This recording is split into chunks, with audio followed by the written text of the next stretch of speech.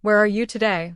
We're saying our final goodbye to John, our son who passed away, and my husband didn't even show up to the funeral. I'm going to call him. When I did, his voice sounded cheerful. I'm in Bermuda for my parents' 73rd anniversary, he said. My mom overheard and was shocked at first, but then she got really angry. They're in Bermuda? She yelled. Mom lost her temper and decided to confront my husband and his parents. My name is Mary. I'm 43 years old and work in an office. I married my husband Larry 13 years ago, and we have one son together. Our son John is in the hospital. He was diagnosed with leukemia 4 years ago and has been there ever since. Even though he started elementary school, he couldn't go much, but his classmates would visit sometimes, and that made him really happy. Seeing John smile and fight so hard gives me strength. My parents visit John every day too. I can't wait for John to get better so we can go out and eat some delicious food together. My mom says John has been really brave through his tough treatments. My mom is still healthy, but my dad was diagnosed with dementia a few years ago, and sometimes he says things that don't make sense. When he came to see John the other day, he mistook me for a nurse and thanked me for taking care of his grandson. It made me sad, but I was also surprised that he hadn't forgotten about John. Even though he mixes things up, he still knows John is sick. My mom sighed and said it's clear Dad is really worried about John. John understands about dementia too, so when his grandpa says something odd, he just plays along nicely. While John's school friends and my parents are worried about him, it feels like my husband doesn't care. I asked him, "Can't you come visit John? Aren't you worried about him going through all these treatments?" But my husband said, "John doesn't like me, so it's probably better if I don't. I stay away because I'm really busy." It's true that John and his dad didn't get along, but as his father, Larry should still try to be there for him. Larry never helped with taking care of John after he was born, so it's no surprise John didn't like him. Larry seemed to care more about his own parents than his son. Whenever he had free time, he would go to their place, saying he was busy helping them. My in-laws don't seem to care about John either. They hardly ever visit him in the hospital. It's really cold-hearted, not just on Larry's part but his parents too. My mom was clearly unhappy with how Larry and his parents were acting. She complained with a disapproving look, especially annoyed that my husband doesn't come to see his son. I half-jokingly said, "Maybe I married the wrong person. Larry was so kind when we were dating, but now he's cold to both me and John, even though our son is seriously ill. My husband only seems to care about his own parents, and it's really starting to bother me." Mom seemed to think I regretted marrying Larry. She looked at me sadly and said, "If I had known Larry was like this, I would never have introduced him to you. I feel like I was misled by the uncle who introduced you to. My husband and I met through my dad's brother. It seems my uncle and father-in-law knew each other, and when they talked about finding a wife for Larry, my name came up. I wasn't seeing anyone at the time, so I decided to meet Larry casually. He seemed kind, and I liked him, but I wasn't ready for marriage yet. However, Larry really liked me and asked if we could start dating seriously. Before I knew it, we were getting married. My mom also noticed that Larry's parents changed completely after we got married. Before, they seemed humble, but after the wedding, they became different people. My mother-in-law, who was always smiling before, suddenly turned strict and spoke harshly to me. She said, "Mary, you're part of this family now, so you need to do as I say. If you don't listen, we'll make sure you get a proper divorce quickly." I thought my father-in-law was a quiet man, but he started making insulting remarks like, "We only let you marry Larry because the head of our family introduced you. Otherwise, there's no way we would have let someone like you marry our son." He would say that whenever there was an issue. My uncle runs a real estate company, and my father-in-law has a contract with it. When my uncle introduced me, he apparently mentioned that I was from a wealthy family. Because of this, my father-in-law thought my dad owned a lot of properties, which is why he made those remarks. I hadn't heard anything about this from my dad or uncle, so I believed what my father-in-law said. After we got married, we moved into the house where my maternal grandparents used to live. My grandparents had passed away, and the house was empty, so we renovated it a bit and moved in. My family had considered renting out the house because leaving it empty could lead to it falling apart. But when my husband found out about the empty house, he pleaded with my parents, saying, "I promise we'll take good care of it, so please let us live there. The house is close to her family too, so we can also help look after her parents." That made sense since it was near his family too, and we could both help out our parents. However, having his parents close by, especially after they changed so much after the wedding, became a burden for me. On top of that, Larry would often invite his parents over to our house and start bragging, saying things like, "Our house is new and must make you so jealous. It's a lot bigger, maybe even twice the size of yours." When Larry talked like he owned the place, his father seemed annoyed, but his mother smiled and said, "We could live together here. It might be an old house, but it's better than where we live now." After they left, I asked my husband, "Are you planning to have your parents move in with us? This isn't even your house." My husband just laughed and said it was a joke, but even if he was joking, my mother-in-law seemed serious about moving in, which made me uneasy. After that, my in-laws kept coming over, looking around the house and saying whatever they wanted. Living here would be better than our poor house. At least there's no rent in this dump, my father-in-law said. I was annoyed when he called it a dump, and my mother-in-law ignored me while picking out a room for herself. Since my husband wasn't speaking up, I decided to tell them the truth. We're borrowing this house from my parents. My grandparents used to live here, so of course it's a bit old. My in-laws were surprised to hear that, but then my father-in-law quickly responded with an angry look, "That's why it's in such poor condition." He called it poor, but I thought it was better than their house. My mother-in-law didn't seem to believe me and started saying whatever she wanted, asking, "Why are you lying? I trust my son more than you." Even though my mother-in-law didn't believe me, it didn't change the fact that we were borrowing the house, so I didn't argue further. I was worried about what would happen if my in-laws tried to move in with us, but when I found out I was pregnant, the whole discussion about the moving in stopped. Maybe they realized they'd have to help with the baby if they lived with us, so they suddenly became quiet. My mother-in-law said, "Mary's parents should take care of the baby since they live nearby, so I won't have to do it." I never asked her for help with the baby, but she said that anyway. Since we lived close to both my parents and my in-laws, I couldn't stop thinking that she really didn't want to help with the baby. I wondered how they could not be excited about their first grandchild. When I told my mom what my mother-in-law said, she just laughed and said, "Leave the babysitting to me. You don't need to ask someone who doesn't want to care for their sweet grandchild." I thought my mom was right and planned to ask for her help once the baby was born. After a while, when my son was born, my parents were thrilled, but my in-laws only visited once. My husband also didn't seem moved by the birth of our son, which was disappointing. My mom tried to cheer me up by saying, "Don't worry, once the baby arrives, Larry will develop affection for him. He might not feel like a father yet." But my husband continued to show no interest in our son. Then, when our son turned 6, he became ill. After tests at the hospital, he was diagnosed with pediatric cancer. My husband, who was supposed to support me through the shock, said, "You'll have to cover the medical expenses yourself. It's not my problem." I was angry at his attitude as a father.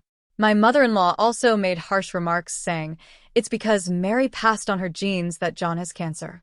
None of our relatives have anything like that, so it must be your fault." Hearing my husband and mother-in-law's comments, my father stood up for me, saying, "Don't you care about John? We'll take care of him, so you can do whatever you want." My father, who was very supportive at that time, made my husband and in-laws leave quietly. Even though I was already distressed by my son's illness, their harsh words made me feel even worse. My mom encouraged me, saying, "Don't be discouraged. John will be upset if you don't stay strong. We'll do everything we can to support you. Let's work together." Encouraged by my mother, I decided to stay strong for my son.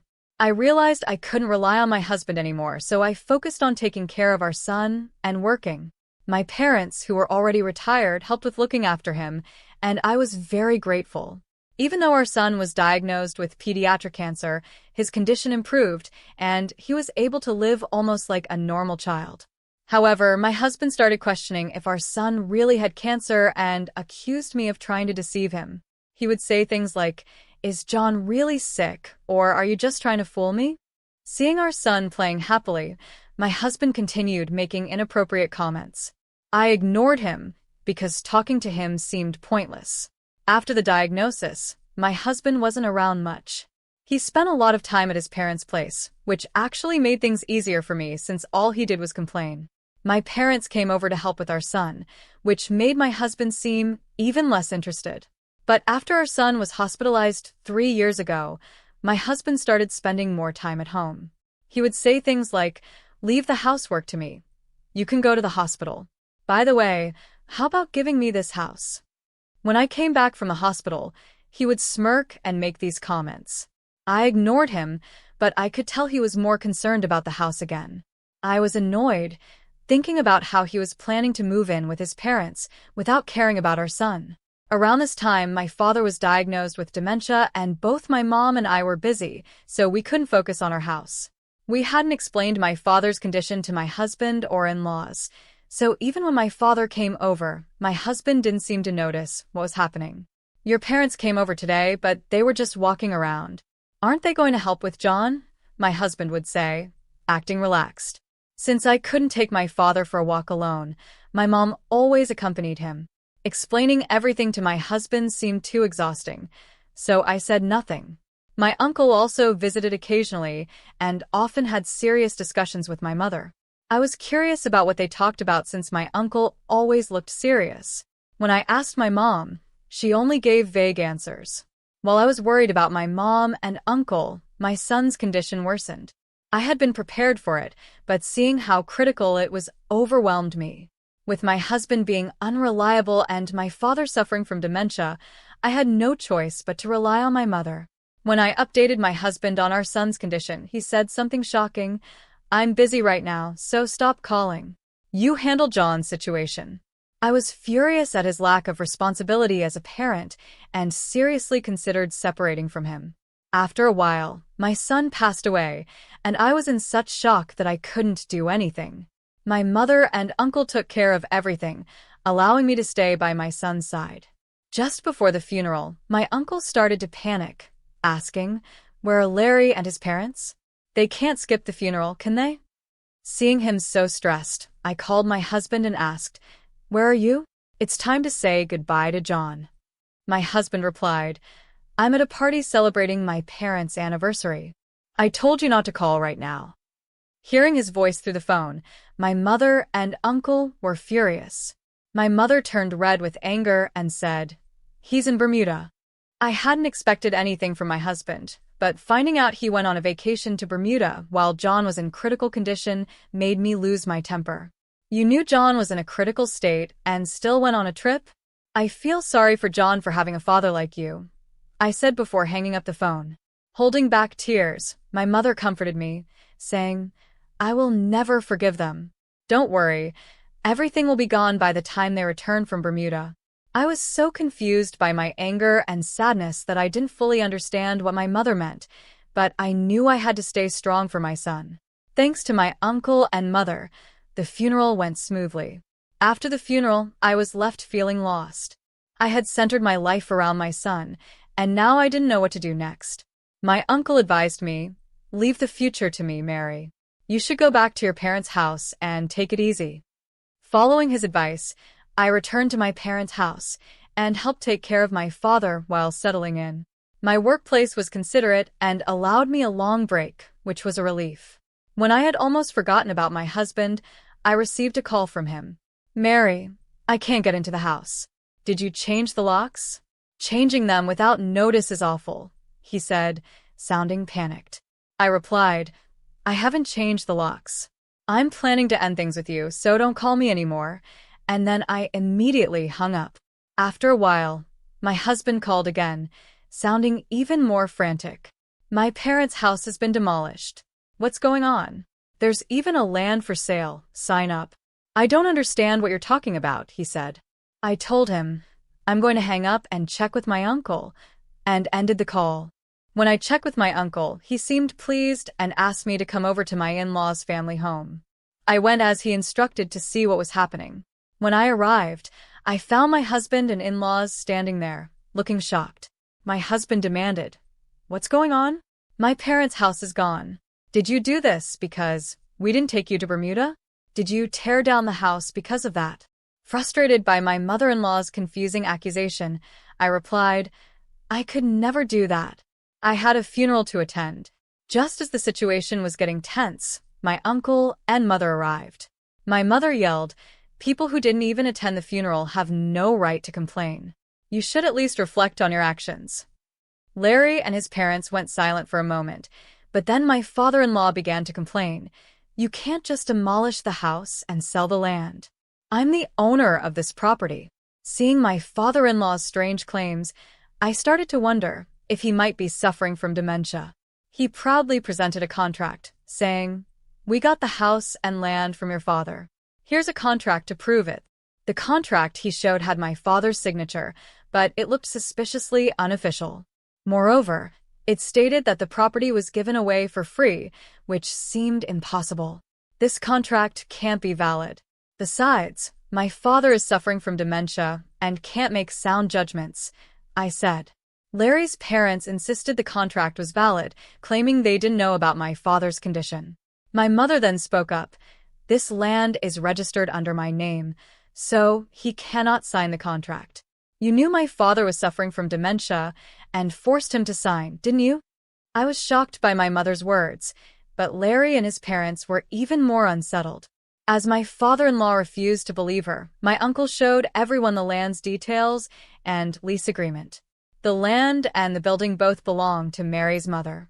We had to terminate the lease because you were behind on rent payments, and we put the property up for sale.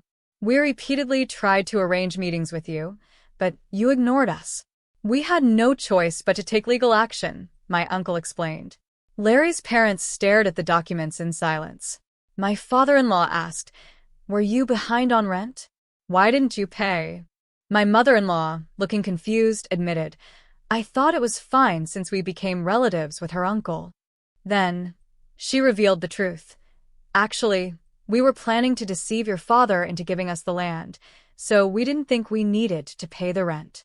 I was shocked to hear about the unpaid rent, but I became even angrier when I realized they had planned to deceive my father from the start. My anger grew, and I was about to protest when Larry suddenly pulled out a contract and, looking regretful, asked my mother, is the house we live in also yours? Does that mean this contract is meaningless too? The contract Larry was holding had my father's signature, just like the previous one. It seemed Larry had misunderstood, thinking our home also belonged to my father, and had created a fake contract. It's ridiculous that they tried to deceive us without even checking who owned the land. I'm glad we found out in time, my mother said, astonished, while Larry and his parents shook with anger. My mother then explained that her father was a significant landowner in the area, including around their home, which shocked both Larry and me. Suddenly, a young woman appeared and demanded, please pay for the travel expenses I covered. When will the life insurance for your late son be paid out? Seeing the woman, Larry panicked. My uncle grinned and said, even after your son's death, you brought your mistress to Bermuda? You've really outdone yourself. We've investigated everything. I was surprised again, but quickly realized the woman was Larry's mistress. It seemed my uncle had suspected Larry of cheating and had secretly investigated. As my mother and uncle discussed the situation seriously, the woman, who had appeared at the worst possible time, quickly fled. I can't believe Larry was such a terrible person. Our son must be horrified from heaven, I said, but Larry seemed unaffected and chased after his mistress. I turned to his parents and said, how does it feel to have enjoyed yourselves in Bermuda, hoping to rely on your grandchild's insurance money? Unfortunately for you, I'm the beneficiary of the insurance, so you'll have to pay for the travel expenses yourselves. Unable to respond, Larry's parents hurriedly left. After the funeral, I realized that my mother had intended to completely remove Larry and his parents from our lives. Following this, I divorced Larry and filed for alimony. It turned out my ex-husband had been cheating for 3 years and planned to leave me after our son passed away. He thought that once our son was gone, he wouldn't have to pay child support or deal with any responsibilities and would benefit from the life insurance. He even confessed his infidelity to his parents and took them on a trip to Bermuda. He knew about my father's dementia and took advantage of it by secretly getting him to sign a contract while our son was critically ill. Since my mother and I were busy taking care of our son, we had left my father with a home helper, which gave my ex-husband the chance to act. He managed to get my father to sign the contract as planned, but he didn't realize that the land actually belonged to my mother. My mother had inherited both pieces of land from my father and had entrusted their management to my uncle, who runs a real estate company. My father-in-law, who was renting the land and property from my uncle, mistakenly thought it was still my father's land. This mistake was a major oversight. Without checking the details, my ex-husband and his parents focused only on trying to make money. In the end, they accumulated a large amount of debt. Now, my ex-husband not only has to pay alimony but also cover the costs of the family's trip to Bermuda, leaving him financially strained. My in-laws were also asked to pay the overdue rent and turn to their son for help, but he could barely handle his own debts. They hadn't paid the rent earlier because they were already struggling with debt. They had hoped to clear their debt by acquiring the land, but it turned out to be my mother's property. Now, burdened with debt, my ex-husband has even lost his mistress and is living alone in misery. As I return to my family home, I'm finally starting to recover from the shock of losing my son. Since my mother is also dealing with my father's dementia, I can't afford to stay sad forever. I believe my son in heaven would be worried if he saw me so down, so I want to stay positive, within my limits. Sometimes my father says strange things like today when he mentioned that John is visiting and running around happily. I was surprised by his words, but maybe my father can still see my son. I choose to believe that my son is watching over us, and we should live cheerfully for his sake.